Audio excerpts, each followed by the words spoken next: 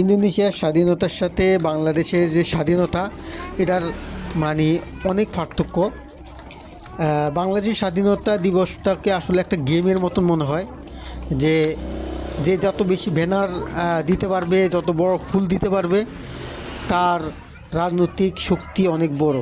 কিন্তু এখানে আপনারা কোনো ব্যানার, পেস্টন, কোনো ফুল, কোনো কিছু দেখতে পারবেন না। আর এখানের জনগণকে জোর করে কোথাও স্বাধীনতা দিবস পালন করতে বাধ্য করা হয় না।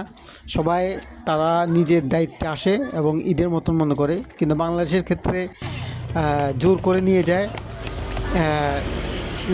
এবং সেখানে মারামারি এবং একজনের প্রতিপক্ষ হিংসাহিংসি এইগুলাই তাদের মধ্যে চলে।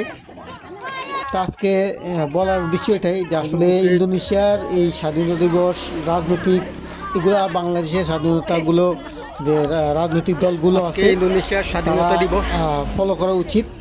তাহলে আমাদের দেশের যে হিংসা মারামারি এগুলা অনেকাংশে দূর হয়ে যাবে।